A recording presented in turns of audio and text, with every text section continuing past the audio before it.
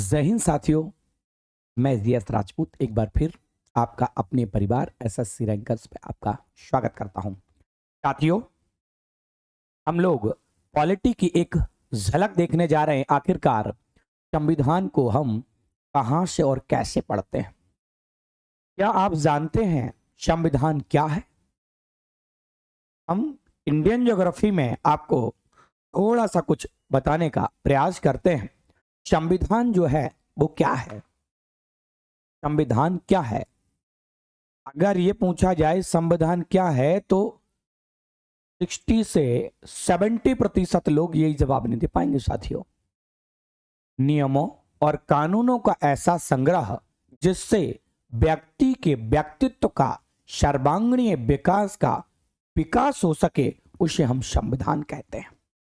संविधान नियमों और कानूनों की एक बुक है। साथियों, संविधान नियमों और कानूनों की एक बुक है जिसको बनाने की कवायद बहुत समय पहले से चली आ रही, लेकिन बाद में जाके 26 नवंबर 1949 को हमारी वो संविधान की बुक बनी जिससे हमारा देश चलता है और सरकार को संविधान के द्वारा आदेश मिलता है कि आप व्यक्ति के प्रति हमेशा अच्छा करिए। ये हमारा संविधान है। संविधान एक ऐसा कच्चा मसौदा है जिसमें नियम कानून लिखे हैं। संविधान की जो मूल प्रति लिखी गई थी प्रेम बिहारी नारायण रायजादा द्वारा, साथियों, वो अंग्रेजी भाषा में थी। कैसी भाषा में थी प्यारे साथियों? अंग्रेजी भाषा में थी। तो आप हमारे पीछे देख रहे होंगे संविधान क्या है। संविधान में सरकार भी है। सरकार को आदेश मिलता है। किसके द्वारा आदेश मिलता है सरकार को? सरकार को आदेश मिलता है किसके द्वारा? संविधान के द्वारा। अगर साथियों हम बात करते हैं कि ये सरकार क्या है, तो केंद्र की अपनी सरकार है, राज्य की सरकार है और संघात्मक सरकार है। हम थोड़ा सा रुकेंगे सरकार पे, उसके बाद आपको लेके चलते संविधान पे। हम सरकार को ही नहीं समझते प्यारे साथियों। अगर हम बात करते केंद्र सरकार की और हम बात करते राज्य सरकार की, संघ सरकार और राज्य सरकार को अभी हम देखेंगे। संघ सरकार और संघात्मक बोले तो केंद्र में जो संघात्मक हमारा, तो हम संघ के हिसाब से चलते हैं। केंद्र शासित प्रदेश भी हैं, वहां पे भी सरकारें हैं। लेकिन हम अगर यहां से देखेंगे तो यहां से प्यारे साथियों हम केंद्र और राज्य को देखने का प्रयास करते हैं, फिर हम आपको संविधान पे ले चलते। आप सरकार को भी नहीं समझते प्यारे साथियों कि आखिरकार सरकार क्या है, तो आज हम आपको समझाने का प्रयास करते हैं संविधान क्या है। मैंने बोला है नियमों और कानूनों का ऐसा संग्रह जिससे व्यक्ति के व्यक्तित्व का सर्वांगीण विकास हो सके, उसे प्यारे साथियों हम संविधान कहते हैं। संविधान वो कच्चा मसौदा है जो सरकार को आदेश देता है व्यक्ति के प्रति हमेशा अच्छा करिए। संविधान वो कच्चा मसौदा है जिसमें नियम कानून लिखे हैं जिससे देश चलता है। संविधान की रक्षा हाई कोर्ट एवं सुप्रीम कोर्ट करता है प्यारे साथियों। हाई कोर्ट एवं सुप्रीम कोर्ट करता है। यहीं से क्वेश्चन पूछा जाता है संविधान का रक्षक कौन? पहली प्राथमिकता supreme court. Supreme court option में नहीं है तो फिर हम हाई कोर्ट की तरफ ही जाएंगे कि हाई कोर्ट भी संविधान का रक्षक है। अब अगर हम यहां देखें प्यारे साथियों, अगर हम यहां देखें तो यहां पे क्या लिखा? सरकार संघात्मक है। संघात्मक है हमारी सरकार, यानी केंद्र की अपनी सरकार है, राज्य की अपनी सरकार है। राज्य है तो उसकी भी सरकार है, केंद्र है तो उसकी भी सरकार है। केंद्र की सरकार बड़ी मजबूत होती है, यानी केंद्र की सरकार के पास पावर ज्यादा होता है। अगर हम बात करते हैं सरकार मूर्त है, राज्य अमूर्त है। क्या कह रहा? केंद्र की सरकार के पास अधिक शक्ति, राज्य की सरकार के पास कम शक्तिशाली। सरकार संघात्मक ढांचा है, मतलब इसकी दो इकाई हैं, एक तो केंद्र की सरकार और एक राज्य की सरकार। अरे एक संघ सरकार और एक राज्य सरकार। अगर हम बात करते सरकार मिलके किनसे चलती है, सरकार को आखिरकार चलाता कौन है, तो दो प्रकार के मेंबर होते साथियों। दो प्रकार के मेंबर होते यहाँ जो सरकार को चलाने का काम करते हैं। कौन? एक तो वो जो पेपर पास करके आए, IAS PCS स्तर के लोग, और एक तो वो लोग साथियों जो निर्वाचित होके आए, चुनाव लड़के आए, जनता के बीच से आए, जनता जनार्दन के सपोर्ट से आए, वोट द्वारा उनको चुना गया। वो कुछ मनोनीत मेंबर भी इसमें होते हैं प्यारे साथियों। लेकिन हम अगर बात करते हैं कि इसमें कौन कहां पे कैसा आ रहा, गौर करना बच्चा मेरे, बताता हूं क्या कह रहा है। देखो केंद्र की सरकार है तो उसमें कार्यपालिका है, बिल्कुल साहब, उसमें विधायिका है, बिल्कुल साहब, और उसमें न्यायपालिका है। अगर हम या अगर हम बात करते हैं केंद्र की न्यायपालिका की, अगर हम बात करते हैं केंद्र में जो न्यायपालिका है वो कौन है, तो वो सुप्रीम कोर्ट है प्यारे साथी। कौन है? सुप्रीम कोर्ट है, देख पा रहे होंगे आप। और अगर हम वहीं बात करते हैं कि राज्य की न्यायपालिका, तो राज्य में जो न्यायपालिका है प्यारे साथियों वो हाई कोर्ट है। क्या है? हाई कोर्ट है। हाई कोर्ट है। हाई कोर्ट की संख्या कितनी है टोटल देश में? 25 है। कितनी है? 25 है। लेकिन प्यारे साथियों वहीं बात करते हैं सुप्रीम कोर्ट तो एक ही होगा, सुप्रीम कोर्ट तो पूरे देश का एक ही होगा। इससे बड़ी न्यायालय तो कोई होगी नहीं बच्चा मेरे, इससे बड़ी न्यायालय तो कोई होगी नहीं बच्चा मेरे। तो अगर बात करते हैं यहां से, अगर हम बात करते हैं यहां से, ठीक है, गौर करना, गौर करना। अब जो कार्यपालिका है, कार्यपालिका दो भागों में बटी है। एक तो अस्थायी लोग, अरे अस्थायी केंद्र में कौन, अस्थायी लोग कौन आएंगे भैया? यहां आएंगे अस्थायी में राष्ट्रपति। राष्ट्रपति, अरे राष्ट्रपति का निश्चित समय वो उनका पता है कि भैया उन्हें 5 साल बाद हटना है। यहाँ कौन आएंगे? यहाँ पे आएंगे प्रधानमंत्री। कौन आएगा भैया? यहाँ आएंगे प्रधानमंत्री आएंगे प्यारे साथियों। कौन? प्रधानमंत्री। प्रधानमंत्री। यहाँ पे और कौन आएगा सर? प्रधानमंत्री। अरे प्रधानमंत्री से नीचे जो प्रधानमंत्री जिससे बनते हैं यहीं तो आते, वो कौन? सांसद। केंद्र में ही तो होते सांसद।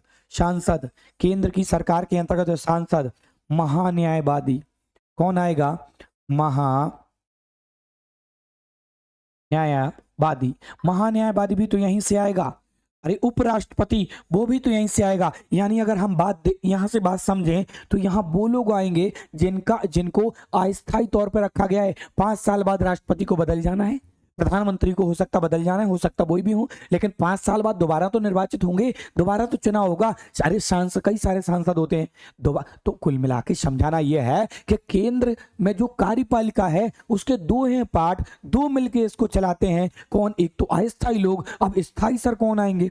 स्थायी में कौन आएंगे? अरे जो IAS स्तर के लोग परीक्षा पास करके पहुंचे,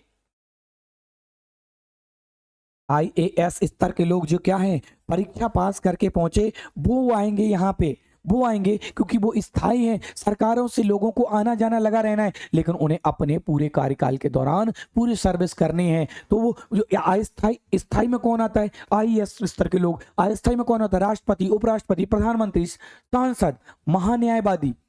ये लोग कहाँ आएंगे? अस्थायी में, केंद्र के अंतर्गत। सर केंद्र की विधायिका क्या होगी? अब केंद्र की विधायिका समझना बच्चा।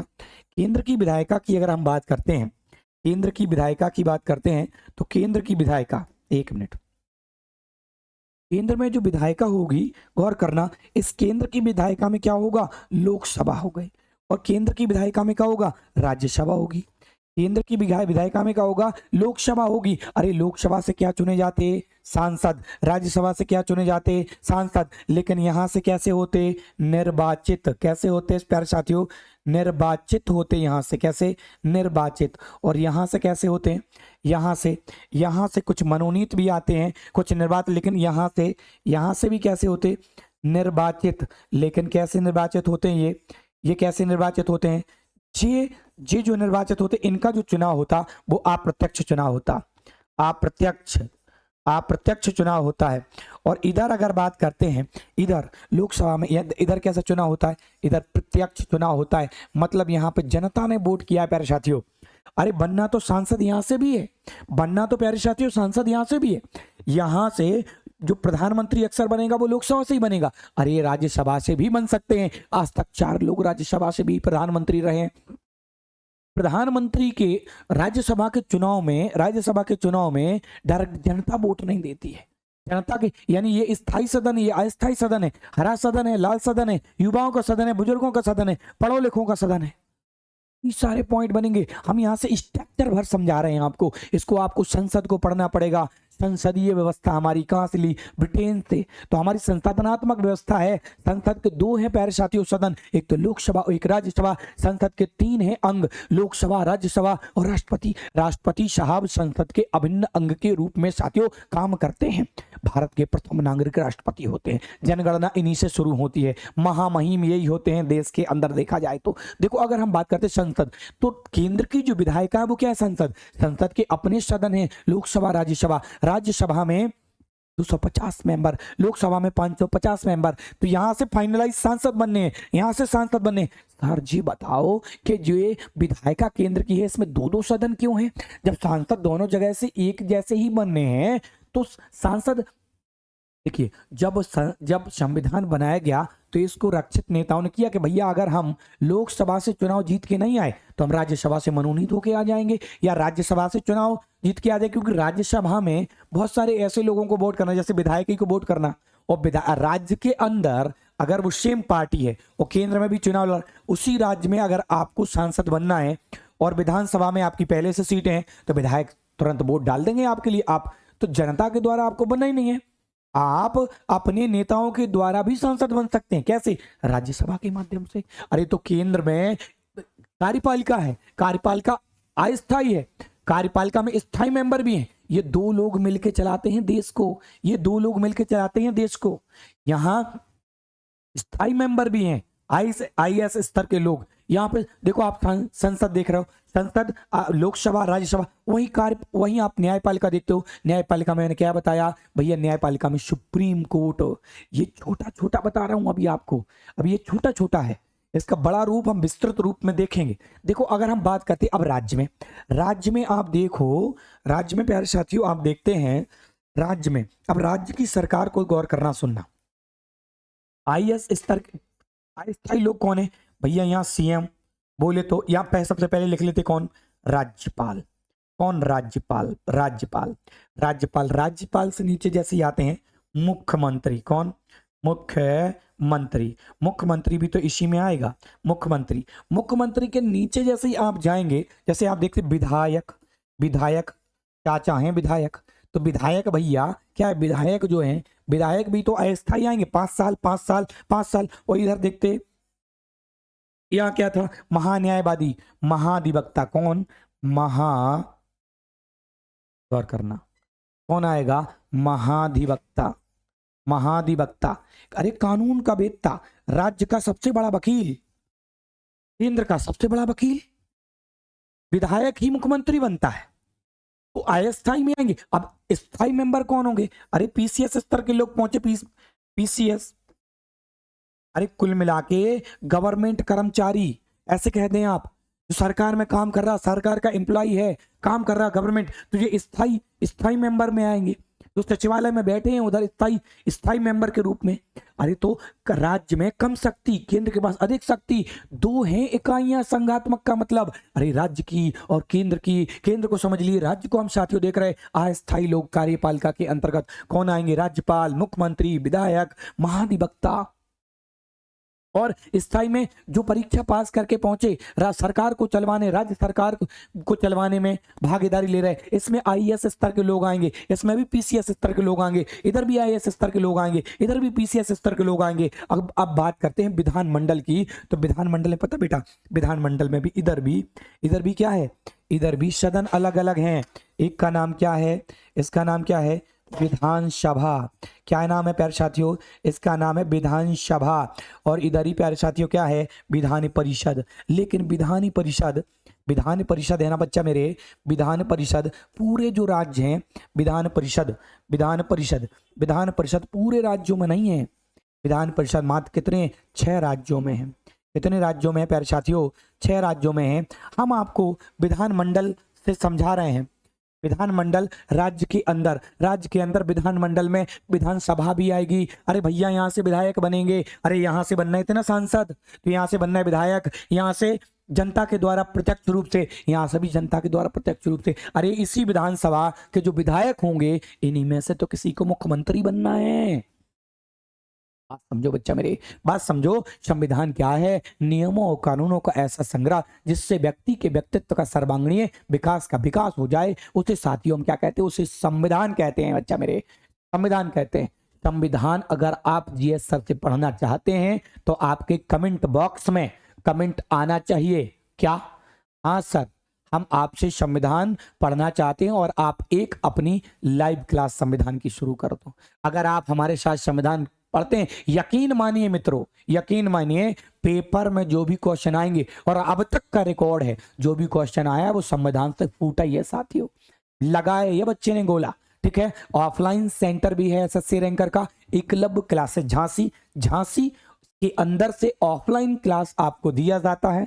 आप अगर चाहते हैं तो 8887 567802 पे आप संपर्क कर सकते। नीचे जो पट्टी चल रही है उस पे आपको कॉलिंग नंबर शो हो रहा होगा साथियों। अगर आप चाहते हैं कि हमारे साथ आप पॉलिटी पढ़ें तो सर वहां पे आपको सार्थक दिशा में प्यारे साथियों कमेंट करना पड़ेगा कि जी एस सर आप एक अपनी पॉलिटी की लाइव सेशन को स्टार्ट करवा दो। करवा देंगे भैया। देखो क्या कह रहे हैं, विधानमंडल राज्य के अंतर्गत होता है और इसमें विधानसभा विधान परिषद सभी राज्यों में नहीं है, लेकिन विधायक तो यहां से भी बनना और विधायक तो यहां से भी बनना। यहाँ 5 साल, यहाँ 6 साल का कार्यकाल, तो कार्यकाल तो ही है 5 साल बाद फाइनलाइज ना है, लेकिन इन मेंबरों को तो हटना नहीं है।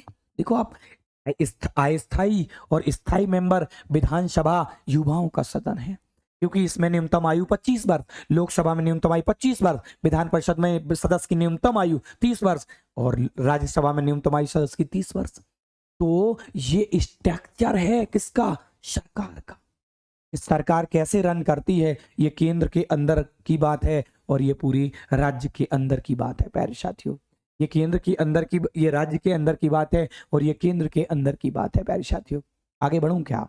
आगे बढ़ूं क्या? स्क्रीनशॉट चाहते हो तो ले लीजिए, स्क्रीनशॉट प्यारे साथियों चाहते हो तो ले लीजिए। आगे बढ़ जाते हैं। इसके बाद देखना आप, इसके बाद आगे देखना, ये देखो संसद है, लोकसभा है, राज्यसभा है, इन सारी चीजों को आप देख रहे हो, इनको आपको पढ़ना है। संसद, संसद में कौन आता है गौर करना, संसद में कौन आता है। ये यहाँ पे थोड़ा सा इनके द्वारा क्या मिस्टेक कर दिया गया, यहाँ पे प्यारे साथियों आपको क्या है, संसद नहीं लिखना था।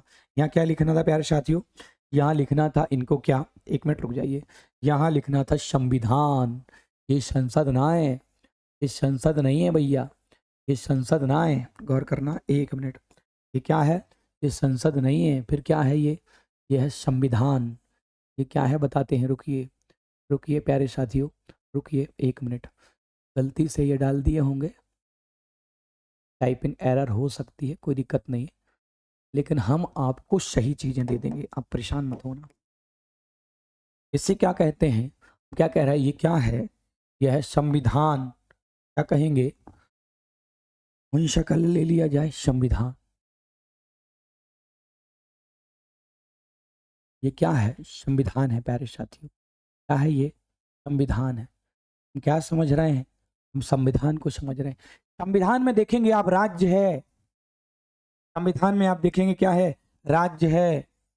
अब राज्य क्या होता है आपको ये भी नहीं पता, केंद्र क्या होता है आपको ये भी नहीं पता, सरकार कैसी है मूर्त आपको पता है कि राज्य है, राज्य चलता फिरता तो रहता ना है। सरकार तो आपने देखा है कि भैया सरकार के जो व्यक्ति होते चलते फिरते होते हैं, तो राज्य कैसा है? अमूर्त है कि, और सरकार कैसी है? मूर्त है, जिंदा है, चलते फिरते हैं। अब हम राज्य किसे कहते हैं? संविधान के अंतर्गत राज्य भी आएगा, संविधान भी है, और क्या है? व्यक्ति भी है। राज्य के अंतर्गत व्यक्ति है। संविधान क्या कहता है? सरकार, संविधान क्या कहता है? सरकार में जो बैठे हुए लोग हैं, सरकार में बैठे हुए जो लोग हैं, सरकार के लोग हैं, जैसे हम कहते हैं सरकार के जो लोग हैं, सरकार है मान लो, ये सरकार में प्रधानमंत्री हैं। सरकार में कौन है? प्रधानमंत्री है, प्रधानमंत्री है। या हम कह दें सरकार में यहाँ पे राष्ट्रपति हैं, ये भी कह दें हम राष्ट्रपति हैं, राष्ट्रपति हैं। तो भैया संविधान जो सरकार से कहता है कि तुम व्यक्ति के प्रति क्या करो? संपूर्ण विकास करो। क्या करो? व्यक्ति का संपूर्ण विकास।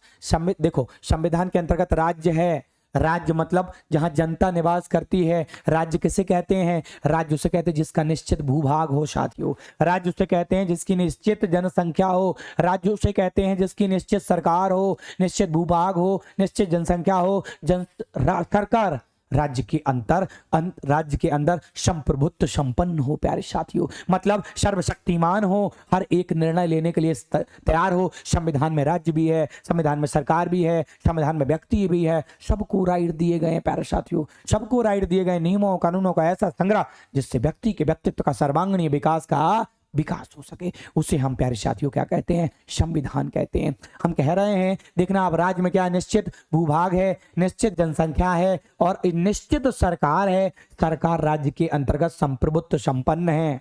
और ये कब से?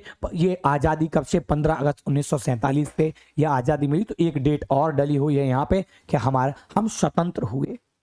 हम स्वतंत्र हुए यहाँ, फिर 49 में जाके हमारा संविधान बना, 50 में जाके हमारा संविधान लागू हुआ। सरकार क्या है, सरकार संविधान को दायित्व या निर्देश देता है क्या कि आप जो सरकार है, सरकार संविधान को दायित्व या निर्देश देता है, सरकार में ये लोग बैठे हैं, क्या करो, व्यक्ति का संपूर्ण विकास करो, व्यक्ति के मौलिक अधिकार हैं, व्यक्ति के मौलिक कर्तव्य हैं, उसका संपूर्ण विकास कौन करेगा, भैया सरकार करेगी। नहीं, इतनी बात क्लियर, ले लो भैया स्क्रीनशॉट, चाहते हो तो ले लो। ये आप संविधान को देख रहे हो, जीएस सर के साथ में आप संविधान को देख रहे हो, आप चाहते हो कि हम आपको संविधान पढ़ाएं। अब बात आती है आखिरकार ये मांगे शुरू हुई कहां से।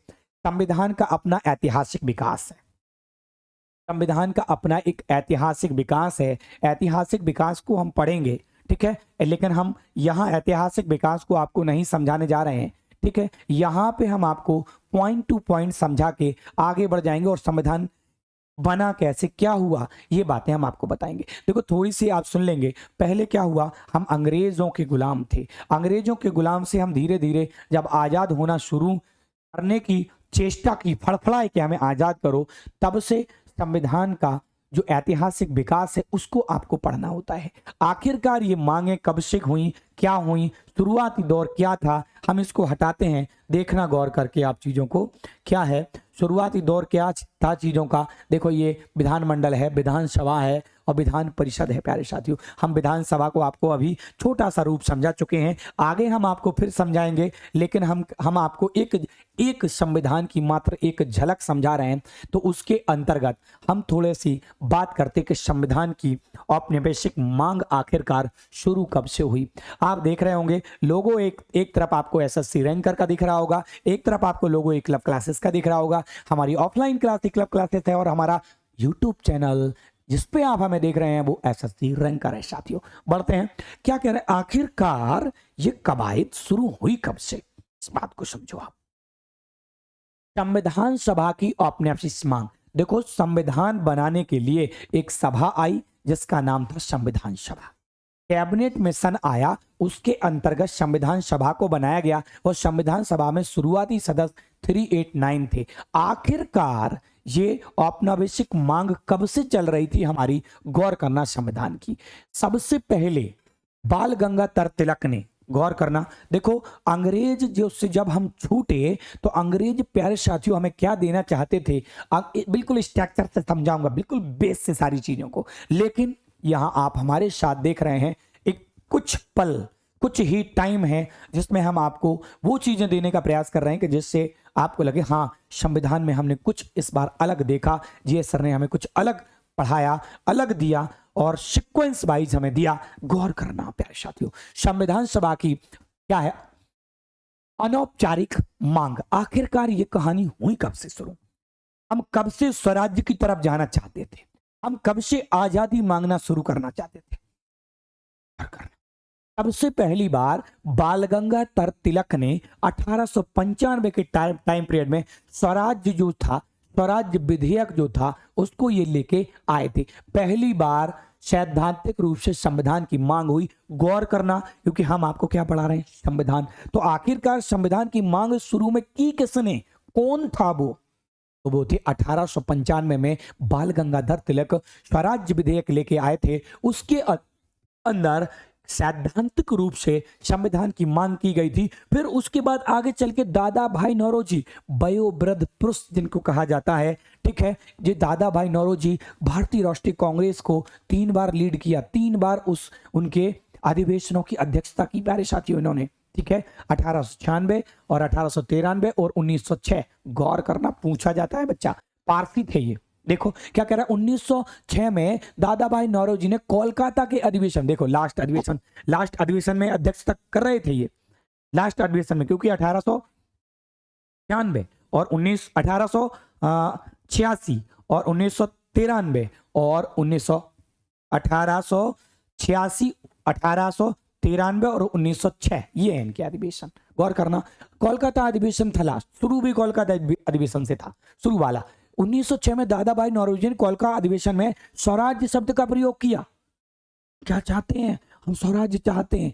अंग्रेज क्या देना चाहते थे, उपनिवेश। संविधान की तरफ धीरे धीरे बढ़ रहे हैं अब, जब हम आजाद होंगे तभी तो हम संविधान की बात करेंगे, नहीं तो फिर हमें अपने नियम कानून का करना क्या है? गौर करना बच्चा। 1816 में होम रूल लीग आंदोलन चला गया, जिसमें घरेलू शासन संचालन की मांग अंग्रेजों से की गई। अब हम सरकार की बात कर रहे हैं, हम स्वतंत्रता की बात कर रहे हैं, हम स्वराज्य की बात कर रहे हैं। गौर करना, सीक्वेंस में आगे बढ़ रहे हैं। उसके बाद 1918 में कांग्रेस के 33वें अधिवेशन में दिल्ली में पहली बार संविधान सभा की मांग हुई। ऐसा लग रहा अगर ये सभा है, अगर इसमें लिखा हुआ सभा, तो आप गौर करना, इस सभा का काम है कुछ बनाना, इस सभा का काम है संविधान का बनाना। पहली बार मांग हुई कि इसकी 1918 में 33वां अधिवेशन चल रहा था भारतीय राष्ट्रीय कांग्रेस का, वहीं पे मांग हुई संविधान सभा की। उसके बाद 1922 में गांधी जी ने कह दिया, 5 फरवरी 1922 को गांधी जी ने कह दिया भारतीय अपना संविधान स्वयं बनाएंगे। मोतीलाल नेहरू भी इस पे डटे हुए थे, उनका जिक्र अभी नहीं आया, आएंगे देखना। 1922 में गांधी जी ने स्वराज्य भारतीय लोगों इच्छा की अभिव्यक्ति न कि ब्रिटिश संसद का कोई उपहार है, स्वराज्य अभिव्यक्ति है। और गांधी जी ने ही पहली बार कहा था भारतीय अपना संविधान स्वयं बनाएंगे। अगर पूछा जाए कि ये बताओ कि भारतीय अपना संविधान स्वयं बनाएंगे, ये किसने कहा, तो प्यारे साथियों गांधी जी ने इस बात को कहा है। अगर हम बात करते हैं 1923 की, तो स्प्रूस समिति ने कॉमनवेल्थ ऑफ इंडिया बिल में फिर कहा कि हम स्वराज्य चाहते हैं। हम क्या चाहते हैं? स्वराज्य चाहते हैं। और 1924 में स्वराज्य पार्टी ने फिर से, मोतीलाल नेहरू द्वारा बनाई गई ये पार्टी, संविधान सभा की मांग की। और उसके बाद जो लॉर्ड बर्कनहेड थे, लॉर्ड बर्कनहेड ने क्या कहा कि भैया, जब गांधी जी ने कहा कि भारतीय अपना संविधान स्वयं बनाएंगे, तो लॉर्ड बर्कनहेड ने चुनौती दे दी, भाई तुम लोग अपना संविधान बना पाओगे यार? बना के दिखाओ जरा। मोतीलाल नेहरू उसको दिल पे ले गए, और दिल पे ले गए भैया, काम किया उनने। 10 सदस्यीय कमेटी बनाई, और उसको कमेटी ने लगातार काम किया और अपना एक छोटा मिनी संविधान बनाया, नेहरू रिपोर्ट के नाम से जिसको जाना गया। जब साइमन कमीशन आया ना 1928 में, उसके समक्ष उसको पेश किया गया। इतने अच्छे नियम कानून देख के साइमन कमीशन बौखला गया, उसने उस रिपोर्ट को खारिज कर दिया। देखो क्या कह रहे हैं, 1928 में नेहरू रिपोर्ट बनाई गई, जिसकी अध्यक्षता मोतीलाल नेहरू ने की। इसका निर्माण मुंबई में किया गया, कितनी 10 सदस्यीय कमेटी। और फिर जब साइमन कमीशन आया तो उसने इस रिपोर्ट को खारिज कर दिया। क्या कह रहा है उस नेहरू रिपोर्ट में? 1929 में नेहरू ने पूर्ण स्वराज्य की मांग कर ली। प्यारे साथियों, पूर्ण स्वराज्य की। मोतीलाल नेहरू जो थे वो तो औपचारिक स्वराज्य पे भी चल रहे थे। क्या हमें क्या दे दो भाई, हमें आधी सरकार तुम चलाओ, आधी सरकार हम चलाएं, औपनिवेशिक दर्जा दे दो तो भी चल जाएगा। लेकिन जब जवाहरलाल नेहरू आए तो उन्होंने कहा कि भैया अब औपनिवेशिक दर्जे से काम नहीं चलेगा, मुझे क्या चाहिए? मुझे चाहिए पूर्ण स्वराज्य। और अगर क्वेश्चन बनता है कि सबसे पहले पूर्ण स्वराज्य की मांग कब हुई, तो 1929 में। ध्यान रखना प्यारे साथियों, ये कुछ टर्म्स हैं जो आपको याद रखना पड़ेंगे, ये कुछ टर्म्स हैं जो आपको याद रखना पड़ेंगे। बार बार क्वेश्चन पूछा जाता है। गौर करना, हम डोमिनियन स्टेट चाहते हैं, और अंग्रेज जो हैं वो हमें क्या देना चाहते हैं? वो हमें देना चाहते हैं प्यारे साथियों, क्या? अपने बेसिक का दर्जा। गौर करना अब यहाँ पे, ठीक है। 1934 में एम.एन. रॉय ने पहली बार संविधान सभा की औपचारिक मांग कर दी संविधान सभा की। 1935 में नेहरू ने भारतीय राष्ट्रीय कांग्रेस सभा में आधिकारिक तौर पे संविधान की मांग कर दी। अब क्वेश्चन फिर बने कि आधिकारिक तौर पे संविधान की मांग किसने की? तो नेहरू जी ने की थी। कब की थी भैया?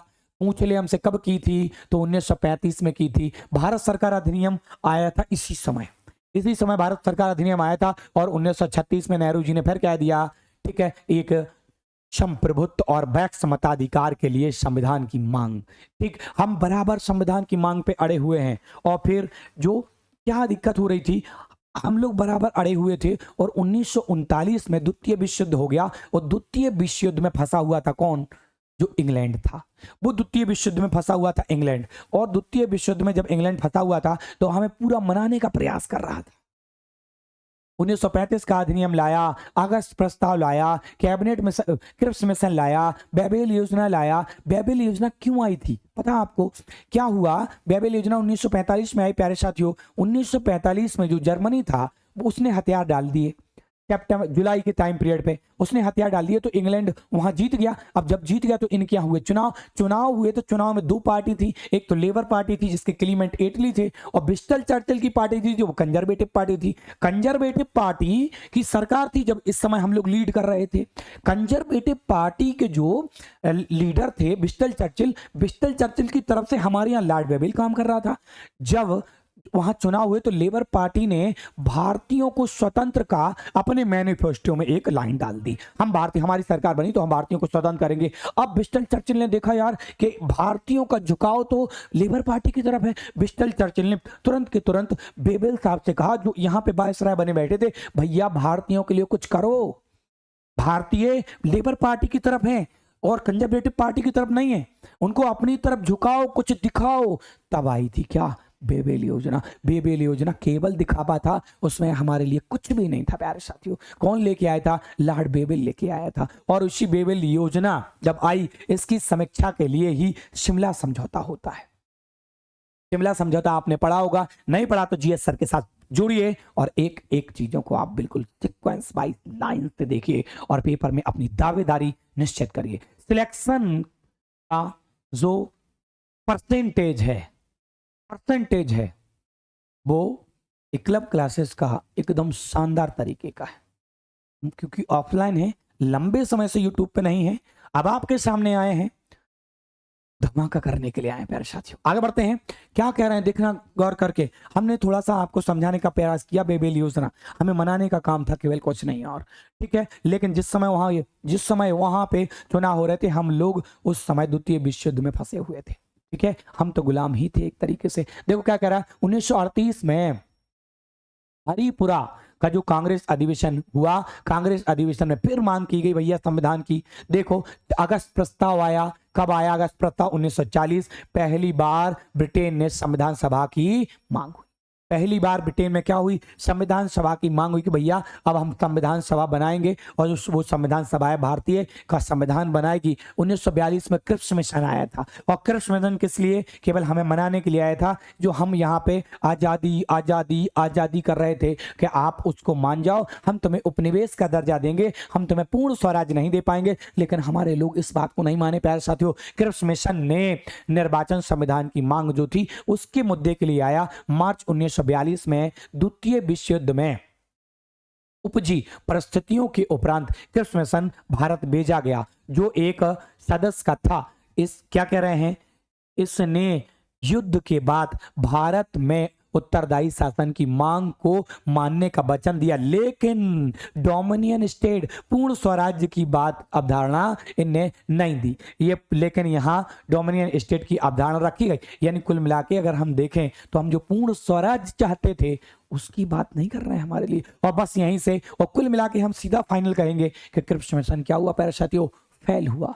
क्रिप्स मिशन आप पढ़ना चाहते हैं तो हिस्ट्री का पोर्शन है, वहां पूरा आपको पढ़ाया जाएगा बिल्कुल। आप देखें क्या, जैसे कांग्रेस और मुस्लिम लीग ने क्या कहा, गांधी जी ने क्या कहा, ना मंजूर कर दिया, तथा गांधी ने इस मिशन को पोस्ट डेटेड चेक की संज्ञा दी। पूछा जाता है, अर्थात अंग्रेज एक ऐसा दिवालिया बैंक है जो भविष्य में किसी भी चेक की बात कर रहा है, ठीक है, और फेल हो जाएगा, और हमें क्या दे रहा? चेक। गांधी जी ने इस बात को कहा कि भैया जी कांग्रेस तो डूब रहा है, सॉरी अंग्रेजी शासन तो डूब रहा है, और हमसे क्या कह रहा है? हमसे कह रहा है कि तुम भैया क्या अग्रिम की बात मान लो, जब हम द्वितीय विश्व युद्ध में जब हम जीत जाएंगे या वो समाप्त हो जाएगा, हम उसके बाद तुम्हारी सुनेंगे। और यहाँ पे हम लोगों ने इस बात को नकार दिया प्यारे साथियों। अब देखना गौर करके, 24 मार्च 1946 में कैबिनेट मिशन हमारे यहाँ आया, और इसी कैबिनेट मिशन ने क्या बनाया? संविधान सभा। इतने समय से हम सारी चीजों को देख रहे थे, तो संविधान सभा की हमसे बात कर रहा है, गौर करना। कैबिनेट मिशन ने संविधान सभा का गठन किया। 24 मार्च 1946 में कैबिनेट मिशन भारत भेजा गया। पैथिक लॉरेंस, देखना गौर करना, इसके अध्यक्ष पैथिक लॉरेंस, अलेक्जेंडर और स्टीफन क्रिप्स, 3 लोग आए थे, और 3 लोग आए यहाँ पे। और जब ये 3 लोग आए थे तो उस समय राजा कौन था? जॉर्ज 6वें नंबर का था, और पीएम कौन थे? क्लीमेंट एटली। हमने क्या बताया था आपको? कंजर्वेटिव पार्टी, यही तो है, देखो यही तो है, कंजर्वेटिव पार्टी से, सॉरी लेबर पार्टी से। क्यों? क्योंकि 44 वाले टाइम पीरियड में ही वहां पे क्या हो गए? चुनाव हो गए वहां पे 45 जुलाई वाले टाइम पीरियड में अगर देखें तो वहां चुनाव हो गए। 45 जुलाई वाले टाइम पीरियड में वहां चुनाव हो गए और हम 46 में हैं। लेबर पार्टी की सरकार बनी और उन्होंने कहा था कि हम भारतीयों को आजाद करेंगे, उसी दिशा में ये काम कर रहे हैं। इस आयोग द्वारा तात्कालीन समय में शासन का सही निर्धारण करने का प्रयास किया गया। इसकी सिफारिशों के आधार पर संविधान सभा की रचना की गई। प्यारे साथियों, अब जो संविधान सभा है, यहीं से आपको क्वेश्चन बनते हैं। यहां तक तो एक थ्योरी थी। संविधान सभा जो है, यहीं से क्वेश्चन बनते हैं कि संविधान सभा में शुरुआती सदस्य कितने थे? 389। फिर जब पाकिस्तान अलग हो गया तो कितने सदस्य बचे? 289। फिर उसके बाद आता है प्यारे साथियों, तो इस तरह 289 बचे, तो फिर पुनर्गठन हुआ तो कितने सदस्य हुए? 299।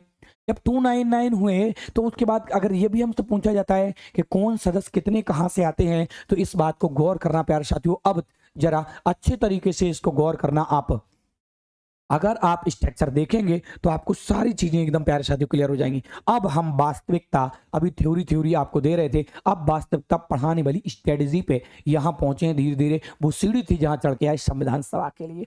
संविधान सभा में सदस्य कितने हैं प्यारे साथियों? 389। आप प्रत्यक्ष रूप से निर्वाचन होना, गौर करना क्या क्या है। संविधान सभा कैबिनेट मिशन 24 मार्च 1940 को आया और संविधान सभा का इसने क्या किया? गठन किया, जिसमें सदस्य कितने थे प्यारे साथियों? 389। 10 लाख की जनसंख्या पर एक सदस्य का निर्धारण होना है प्यारे साथियों, एक सीट का निर्धारण होना है। अब देखना, गौर करना, इन 389 सदस्यों में 293 सदस्य तो ब्रिटिश प्रांत, 292 सदस्य तो ब्रिटिश प्रांत आने हैं, 93 सदस्य देसी रियासतों से आने और 4 सदस्य चीफ कमिश्नरी से आने। 4 सदस्य कहां से आने? चीफ कमिश्नरी से आने प्यारे साथियों। 4 सदस्य चीफ कमिश्नरी से आने प्यारे साथियों। और वो 4 सदस्य कहां से होंगे? दिल्ली, कुर्ग, बलूचिस्तान, अजमेर। अब गौर करना, यहीं से क्वेश्चन फिर बनेगा कि कितनी सीटों पे निर्वाचन हुआ। तो जो 93 सीटें रियासत से आ रही थी, अब वो राजा तो पहले ही थे, उन पे चुनाव करवाओगे क्या भैया? उनको मनोनीत किया गया दोस्तों, सॉरी 93 सीटों को केवल। गौर करना, अब 4 सीटें हैं आपकी, कौन सी वाली? जो 4 सीटें हैं आपकी, जो कहां से आनी है? 4 सीटें चीफ कमिश्नरी से, और 292 सीटें हैं आपकी देसी प्रांतों वाली सीटें। तो कुल मिला के 296 सीटों पर चुनाव होने। अब उसमें हिंदू कितने, सामान्य वर्ग वाला कितना है उसमें मुस्लिम कितने हैं और सिख कितने हैं? गौर करना। अब यहां से क्वेश्चन फिर बनेगा 213, 79 और फिर 4। गौर करो क्या हो रहा, जो 389 सीट है इनमें विभाजन करो भैया। तो देखो 296 पे होना चुनाव, इन 296 को बांटते हैं तो 292 सीटें पता कहां से हैं प्यारे साथियों? गवर्नर की जो देसी प्रांत थे, प्रांतों से सीटें आनी थी। और कितने प्रांत? 11 प्रांतों से 292 सीटें आनी थी। नया कुछ मिलेगा, पेपर में जो आएगा वो सीधा छपेगा, सीधा गोला भरेंगे और आगे बढ़ेंगे। गौर करना जरा, क्या कह रहा है हमसे क्या कह रहा कि प्रांतों से कितनी सीटें? 292। हम गौर करते चीफ कमिश्नरी से, तो चीफ कमिश्नरी से कितनी सीटें आनी है? 4। दिल्ली, कुर्ग, बलूचिस्तान, अजमेर, इन 4 सीटों पे देखो क्या कह रहा है, चीफ कमिश्नरी शासन के प्रांत से 4 सीटें और 292 और 4 जे तो 296। इन पे क्या होना? निर्वाचन कैसा होगा? बैक्स मताधिकार। आप प्रत्यक्ष रूप से, जनता डायरेक्ट वोट नहीं देगी, बैक्स मताधिकार होगा, ठीक है, आंशिक रूप से होगा, सीमित निर्वाचन हुआ। प्रक्रिया क्या रहेगी? एकल संक्रमणीय आनुपातिक प्रतिनिधित्व चुनाव प्रणाली के माध्यम से वोटिंग किया जा रही भैया। संविधान सभा के जो सदस्य हैं उनका चयन हो रहा है और राजा रजवाड़ों से आ रहे हैं कितने सदस्य? 93 मात्र। 292 93 4, 292 93 4, 292 93 4। अब जो 296 सीटों पर चुनाव हुए उनमें कौन कौन लड़ा? देखो सामान्य वर्ग के कितने थे? 213 मेंबर। और बात करते हैं ये देखो सामान्य वर्ग के थे मुस्लिम कैंडिडेट इसमें 79 और सिख थे कितने? 4। ये सांविधायिक निर्वाचन हुआ यहाँ पे और सामान्य वर्ग के 213 लोग। यहां से फिर पूछा जाएगा आपसे ये क्वेश्चन, आपसे फिर ये क्वेश्चन बनेगा। देखो जो 93 सदस्य थे देसी रियासतों से प्यारे साथियों सदस्य थे, वो क्या कह रहा है? समझौता समिति, इसमें समझौता समिति थी, उसने इनको चुना। देसी रियासतों से मनोनीत होके राजा, नवाब, महाराजा लोग आ रहे हैं। प्यारे साथियों, ये संविधान है, कैबिनेट मिशन जब आया और 389 सदस्यों पे उसने निर्वाचन कराया, तो निर्वाचन किस रूप से हुआ प्यारे साथियों, इसको आप गौर करके देख सकते हैं, स्क्रीनशॉट भी कर सकते हैं और आप इसको अच्छे से समझ भी सकते हैं प्यारे साथियों। अगर आप जीएस सर के साथ में पॉलिटी का अध्ययन करना चाहते हैं प्यारे साथियों, तो आप कमेंट में आप अपना सार्थक कमेंट करें, हाँ सर एक लाइव सेशन आप पॉलिटी का दे दो, हम बिल्कुल दे देंगे बच्चा, ठीक है, बिल्कुल दे देंगे बच्चा, ठीक है, जल्दी से आप कमेंट में बताएं। तो आज की क्लास को यहीं रोकते हैं साथियों, ठीक है। एक ये संविधान की एक झलक है, केवल संविधान की एक झलक आप देखें। अभी हमने आपको केवल वही चीजें डायरेक्शन में बताई हैं, इनको फुल विस्तार में भी हम जाएंगे, लेकिन कब, जब हम विस्तार से आपको क्लास पढ़ाएंगे, ठीक है। तो अभी तो आपको एक केवल आपको संविधान की एक झलक थी। तो जय हिंद साथियों, मिलते हैं हम नेक्स्ट सेशन में। आशा करेंगे आपके कमेंट सही दिशा में होंगे।